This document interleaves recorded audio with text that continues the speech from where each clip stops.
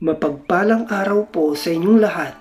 Ngayon po ay araw ng Sabado, ika-25 ng Abril. Pakinggan po natin ngayon ang mabuting balita ng Panginoon. Pagbasa mula sa sulat ni Apostol San Pedro. Mga pinakamamahal, magpakababa kayong lahat at maglingkod sa isa't isa ayon sa nasusulat. Kinamumuhian ng Diyos ang palalo at kinalulugdan niya ang mababang loob. Kaya nga, pasakop kayo sa kapangyarihan ng Diyos at dadakilain niya kayo pagdating ng takdang panahon. Ipagkatiwala ninyo sa Kanya ang inyong kabalisahan sapagkat Siya ang kumukup sa inyo. Humanda kayo at magbantay. Ang diablo na kaaway ninyo ay parang leong umaatungal at aalialigid na humahanap ng masisila.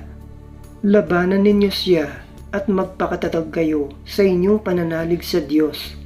Tulad ng alam ninyo, hindi lamang kayo ang nagtitiis ng ganitong kahirapan, kundi pati ang inyong kapatid sa buong daigdig. Pagkatapos ninyong magtiis ng maikling panahon, ang Diyos na bukal ng lahat ng pagpapala, ang siyang magbibigay sa inyo ng kaganapan, katatagan, at isang saligang matibay at di matitinag. Siya rin ang humirang sa inyo upang makihati kayo sa kanyang walang hanggang kaluwalhatian kasama ni Kristo sa kanyang kapangyarihan magpakailanman. Amen. Sinulatan ko kayo sa tulong ni Silvano, isa nating kapatid na lubos kong pinagtitiwalaan.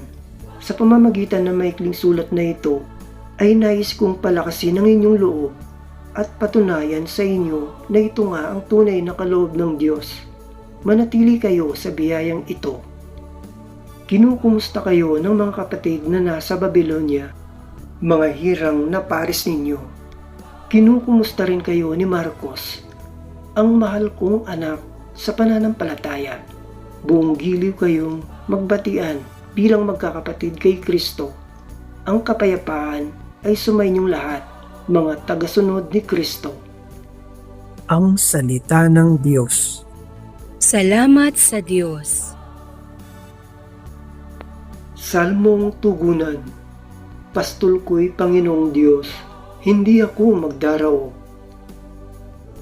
Panginooy aking pastol, hindi ako magkukulang.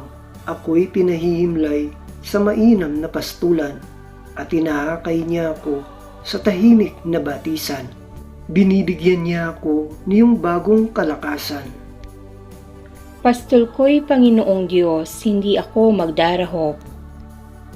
At sang-ayon sa pangako na kaniyang binitiwan, sa matuwid na landasi, doon ako inaakay. Kahit na ang dang iyo'y tumatahak sa karimlan, hindi ako matatakot pagkat ika'y kaagapay. Ang tungkod mo at pamalo, ang gabay ko at sanggalang. Pastol ko'y Panginoong Diyos, hindi ako magdarahop. Sa harapan ng lingkod mo, ikaw ay may handang dulang. Ito'y iyong ginagawang nakikita ng kaaway. Nalulugod ka sa akin, na ulo ko ay langisan, at pati na ang kalis ko ay iyong pinaapaw. Pastol ko'y Panginoong Diyos, hindi ako magdarahop. Tunay na ang pag-ibig mo at ang iyong kabutihan. Sa saakit tataglayin habang ako'y nabubuhay. Doon ako sa templo mo lalagi at mananahan. Pastol ko'y Panginoong Diyos, hindi ako magdarahop. Pagbasa mula sa unang sulat ni Apostol San Pedro. Mga pinakamamahal ko, pagpapalain kayo ng Diyos kung kayo'y maparusahan sa paggawa ng mabuti. Ang pagtitiis ng hirap ay bahagi ng pagkahirang sa inyo ng Diyos, sapagkat nang si Kristo ay magtiis para sa inyo, binigyan niya kayo ng halimbawang dapat tularan.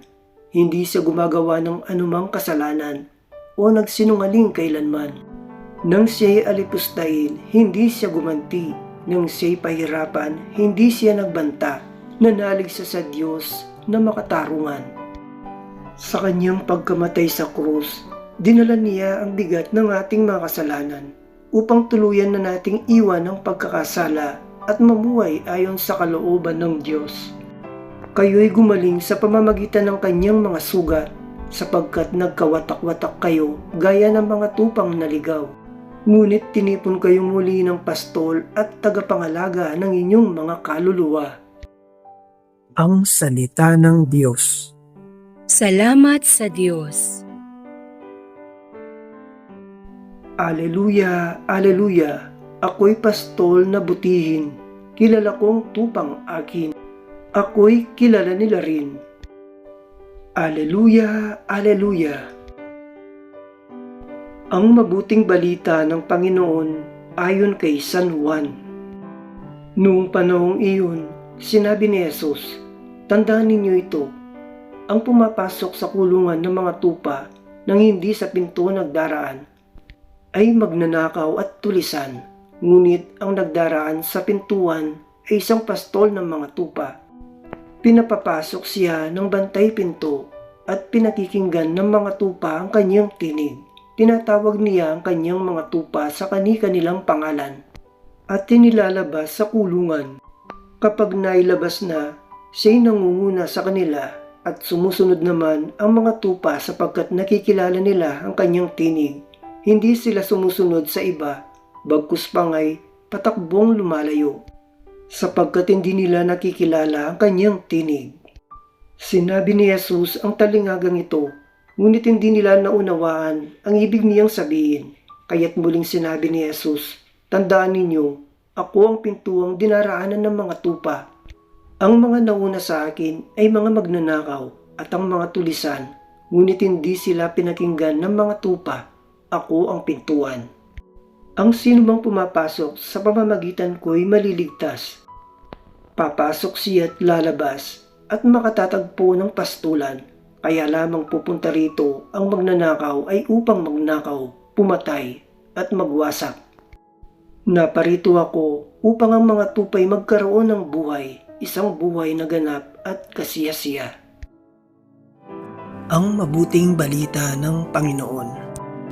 Pinupuri ka namin, Panginoong Hesukristo.